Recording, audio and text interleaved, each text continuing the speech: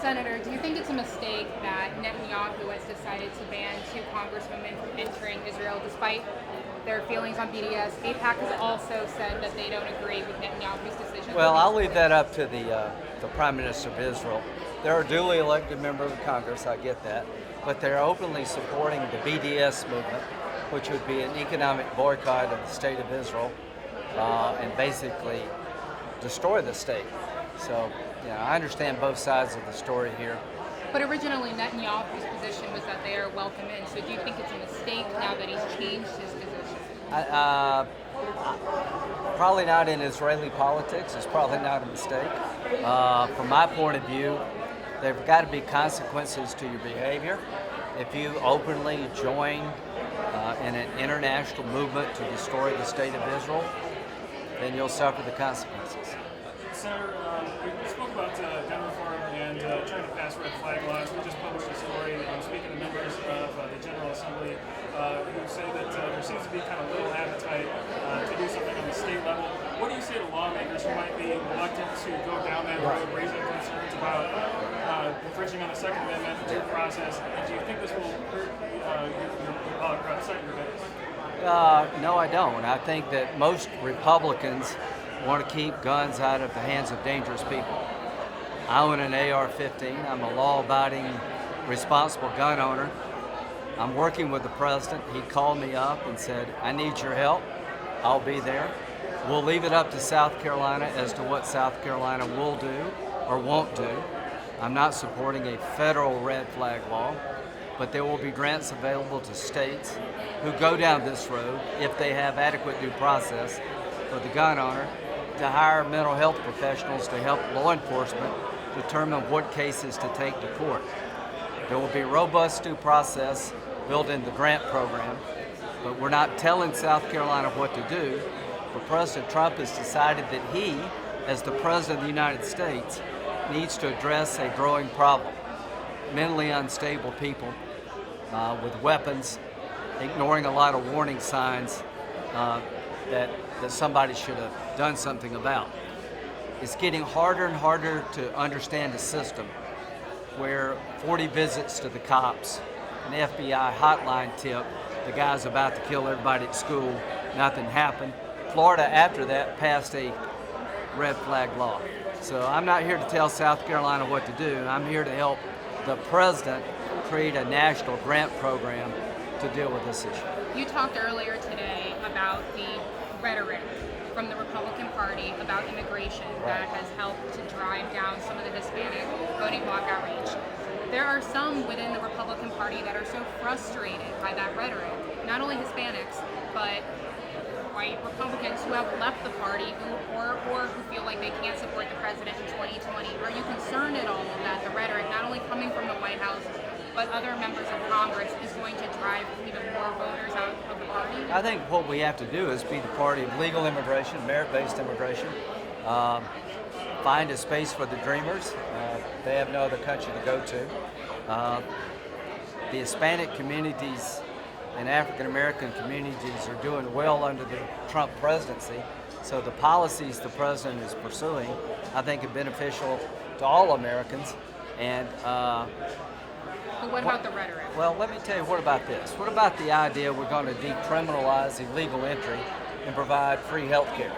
That's not rhetoric, that's insane policy. So yeah, I wish people would watch what they say.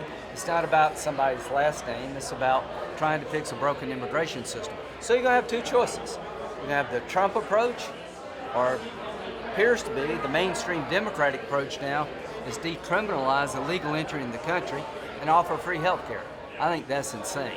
But are you concerned that the rhetoric is going to drive voters from the party or from voting for the president? I'm not, I've told the president the way you talk to people matters.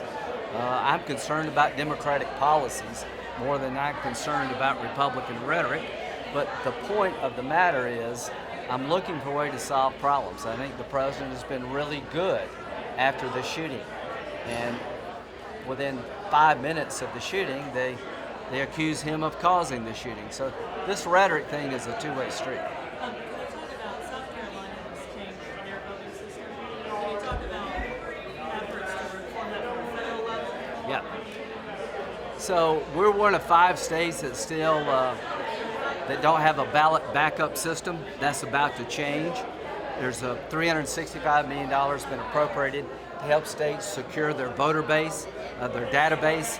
We saw last time efforts by foreign governments to get into registration files. So it's very important that in 2020 we up our game. I don't want to federalize the election system because it'd be a single point of failure. The fact that you let states administer the elections really makes it harder to change the results. But South Carolina is upping its game. Just in a few months from now, we will be in compliance with a backup system. We're one of 5 states that didn't have it, but we'll soon overcome that problem. The president often talks about the economy and how it's doing an effort to reach voters, especially with 2020. The stock market had a bad day yesterday. There's concerns about a recession with falling yields. Talk about how concerned you are with the economy between now and the election in November. I think this goes to the dispute with China. You know, China's economy has been hurt because Trump's pushing back against the way they cheat. And China's a big economy, it affects everything. I think he's committed to getting them to change their behavior. We'll take a dip in the stock market, but the economy is sound in this regard. There are more jobs than there are workers. When I come back to South Carolina this last couple of days, everybody is doing really well. They just can't find workers. So this is where a rational immigration system in the future helps. So this China dispute is going to cause us some pain, but if we don't pay now, we're going to pay later. And I told the president this morning when I talked to him, you don't have any choice. If you don't get China to change their behavior on your watch, by the end of this century, they're going to dominate the world economy because they cheat us out of market share. I want to ask you one more follow-up question on the decision by Netanyahu. When you spoke to the president this morning, did you both speak about this decision? No, I didn't. I just heard about it right before I came here. I was wondering your thoughts on Mark Sanford exploring a potential run against the president in the primary. Well, I'm sure he'll do better than I did. The bar is pretty low. But Republicans in South Carolina are 90% plus supportive of the president's agenda. About 2 out of 3 wish he would tone it down in terms of tweeting. But when it comes to policy, for the economy, he's cut taxes, rebuilt the military, deregulating the country so the economy can actually grow, putting judges on the bench that South Carolinians appreciate. I'll leave it up to Mark as to what to do. The debt is a big problem. It's got to be done in a bipartisan fashion. You got to do something like Reagan and O'Neill did, adjust the age of retirement for younger workers and means test benefits. That's only going to happen when both parties work together. Entitlement spending drives the debt. But the one thing I do know for sure, that no matter who runs against Donald Trump in the Republican primary in South Carolina, Donald Trump is going to win overwhelmingly throughout the country.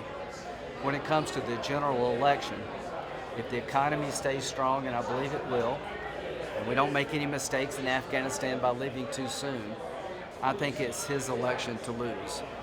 I think this is a choice election between pretty extreme policies. Medicare for all is pretty extreme. The Green New Deal would destroy the economy in the name of helping the environment. So I like his chances for a second term, but it's going to be a tough fight. I'll let Mark decide what's best for Mark, but I think the Republican Party has made up its mind in South Carolina. What's best for the country is Donald Trump. Which Democrat do you think, that you just talked about it being a tough election, which Democrat do you think? I think Biden would be a tough opponent. He's a good man. He's a real decent guy. He represents the Obama era that some people like. He can connect to average people. We'll see how liberal he gets in his policy views. He's rejected decriminalizing illegal entry. He said try to save Obamacare rather than Medicare for all. So he's taken a more traditional liberal position rather than kind of a radical position. So if he can maintain, that positioning and get through the primary, I think he would be a tough candidate for President Trump. But we've had 2 one-term presidents since Nixon, not counting Ford, and Ross Perot hurt 41. And I think Jimmy Carter, gas crisis, foreign policy out of control. If the structure stays the same in the next year, I think Trump wins. Mark Sanford's in New Hampshire, I think yesterday and maybe today. I mean, do you think that he's trying to pull off a Pat Buchanan situation? I think Mark is trying to be a voice for the debt, and it's good to remind ourselves that we do have an unsustainable debt. I don't know the path to victory for Mark. I've seen the polling here in South Carolina. The president's united the party. Bush Republicans, McCain Republicans, Romney Republicans, Libertarian, Vegetarian Republicans like the policies of this president. I don't think it's a whole lot different in New Hampshire. The president's rhetoric can be over the top. His policies, I think, have been good. If you like a strong economy and a strong military, I think we're going to have both for a long time to come. You've talked about major initiatives like immigration, infrastructure, healthcare. Do you think that the president's tweeting is getting away and succeeding some of those issues? No, I think the president fights back. Would you Cummings came after the DHS secretary in a really over-the-top way. So Trump fights for his people. He's a street fighter. He's a counter-puncher. There's no reason for Republicans and Democrats that we can't get in a room and do something about red flag legislation that makes sense. There's no reason we can't maybe enhance background checks where it makes sense. There's no reason we can't come up with an infrastructure bill. Bottom line is, if you're thin-skinned, you're in the wrong business. If you hit Donald Trump and you expect not to get hit back, you're making a huge mistake.